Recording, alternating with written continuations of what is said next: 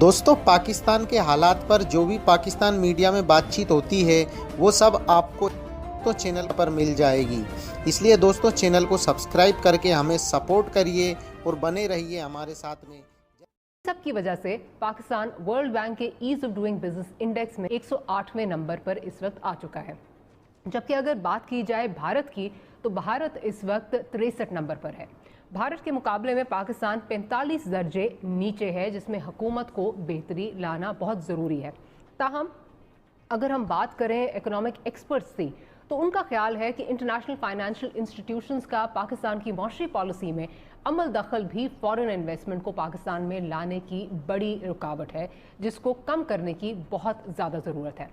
اگر اپنے پڑوسی بھارت کی فورن ڈائریکٹ انویسٹمنٹ کی بات کی جائے تو 2019-20 میں بھارت کی فورن انویسٹمنٹ جو ہے وہ $73 بلین تک جو ہے وہ جان پہنچی تھی، جو کہ 2018 کے مقابلے میں 18% اضافے کے ساتھ تھی۔ پاکستان کی فورن ڈائریکٹ انویسٹمنٹ جولائی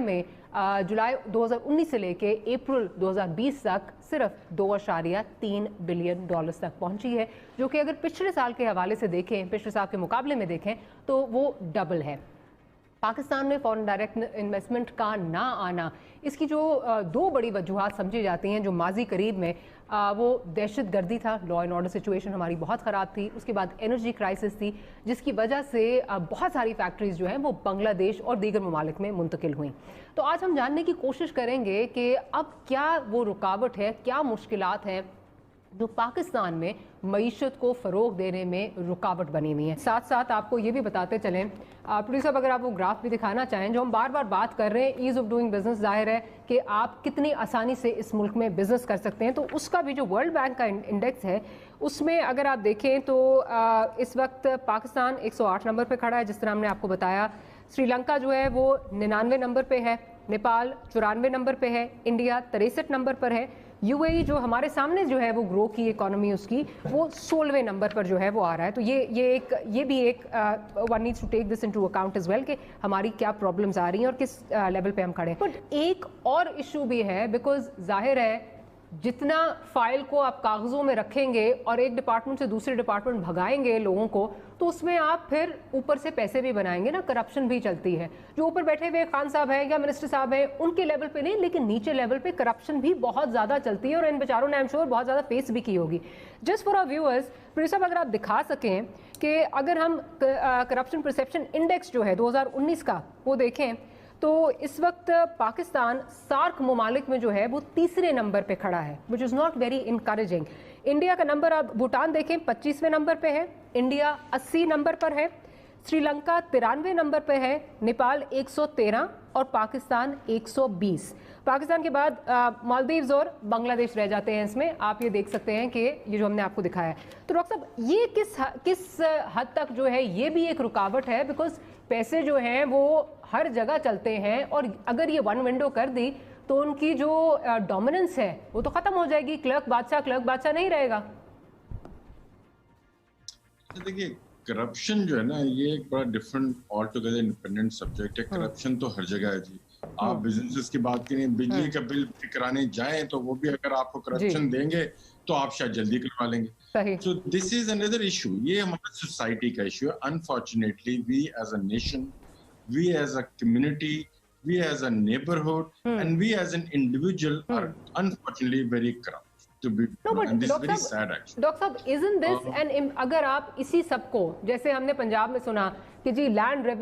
ریکارڈ ڈپارٹمنٹ جو ہے وہ سارا کمپیوٹرائز ہونے جا رہا ہے، وہ نہیں ہو سکا کیونکہ کمپیوٹرائز اگر ہو جائے گا تو پھر آپ کو پٹواری کے پاس جانے کی ضرورت نہیں پڑے گی۔ لائک وائز ان چیزوں میں بھی آپ نہیں سمجھتے کہ یہ بھی ایک رکاوٹ ہے کہ وہ ون ونڈو آپریشن، یا آپ ٹیکنالوجی کا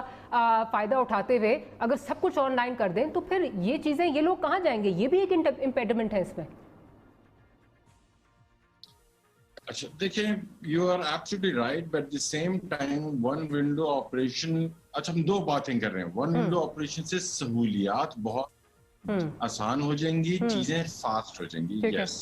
بٹ ڈاکٹر صاحب کرپشن کا اس سے تعلق نہیں۔ آپ نے بھی obviously آپ بھی یو اے ای سے آ رہے تھے، ایک ڈفرینٹ آپ نے کلائمیٹ جو ہے، بزنس کلائمیٹ جو ہے وہ دیکھا ہوا تھا، یہاں آئے تو آپ نے کیا مشکلات جو ہے فیس کی ہیں؟ देखिए जी, एग्जैक्टली जिस तरह अभी मेंशन किया गया है, इन्होंने जिस तरह सर ने कहा है कि एक तो चले फॉर वन सेकंड, एक तो ओवरसीज पाकिस्तानी एक तरफ, obviously I being an overseas Pakistani coming inside, but जो साथ आपके पार्टनर्स हैं वो तो they are not even Pakistani, वो तो फॉरेन पासपोर्ट होल्डर्स हैं, उनके शेयर्स रजिस्टर कराना, ठीक है जी। अब महकमों की बात हो रही थी, आपका जो पहला पंगा पड़ता है वो जो आपकी, मैं नाम नहीं लेता कौन सा मुल्क, लेकिन जो एम्बेसी आपकी पाकिस्तानी बाहर बैठी है जिसने रजिस्टर करके नोटराइज करने डॉक्यूमेंट्स SCCP जाने से पहले, वो 3 महीने लगा देती है। उनको पता नहीं क्या करना है, वहाँ का स्टाफ ट्रेन नहीं है, I had to get my lawyers involve. तो अब इस तरह के जो एक सिंगल डेस्क सोल्यूशन एशिया के अंदर और our neighboring countries, they all have a single window, they take it in, because आपको गवर्नमेंट को बल्कि आई थिंक कि इस तरह के इन्वेस्टर्स को एज अ क्लाइंट ट्रीट करना चाहिए, बिकॉज जब वो इन्वेस्टमेंट लेके आ रहे हैं, आप ये तो नहीं चाहते ना खाली बस रिपैट्रिएट हो जाए सब कुछ, you want to grow the investment. और अगर आपकी टॉप लीडरशिप को पता नहीं होगा, और इतना मुश्किल नहीं है, स्टेट बैंक के पास भी नाम है, मिनिस्ट्री ऑफ इंटीरियर के पास भी सारी स्क्रूटनाइजेशन होती है, SCCP के पास भी सारे नाम है, it is not hard to get that data together. ठीक है जी, माशाल्लाह से we have very competent people in this government as well, जो टेक्नोलॉजी वाइज भी savvy हैं, बट उस तरह का कोई चक्कर नहीं है। I think that's a very important point. तो दोस्तों देखा यहाँ पे कि इस वीडियो में बैठी एंकर बता रही है कि ये था वो था, लेकिन ये कभी भी उस चीज़ को कंसिडर नहीं करेंगे या फिर उस चीज़ को सामने फेस नहीं करना चाहते कि भाई कश्मीर कि भाई पाकिस्तान के अंदर बहुत बड़ी मात्रा में टेररिज्म को सपोर्ट किया जाता है। आज से नहीं, 1947 से लेके मुजाहिदीन के नाम पे या फिर किसी और नाम पे, लेकिन पाकिस्तान ये टेररिज्म को सपोर्ट करता है। और अब तो सिचुएशन ऐसी है कि पूरी दुनिया में कहीं भी अगर टेररिज्म का हमला होता है तो वहाँ पे पाकिस्तान का लिंकेज डेफिनेटली मिलता है, वहाँ डेफिनेटली लिंक मिलती है कि भाई ये बंदा पाकिस्तान का है या फिर ये बंदा पाकिस्तान के साथ लिंक करता है। तब ऐसी सिचुएशन है तो कोई भी कंट्री सोचेगी कि भाई ऐसी सिचुएशन है पाकिस्तान की, तो फिर वहाँ इन्वेस्टमेंट करके हम करेंगे क्या? क्योंकि कोई भी कंपनी चाहती है या फिर कोई भी कंट्री चाहता है कि इन्वेस्टमेंट करके वो वहाँ से कुछ पैसे कमाए, कुछ डॉलर्स कमाए, लेकिन पाकिस्तान के अंदर ऐसा होता नहीं दिख रहा है। और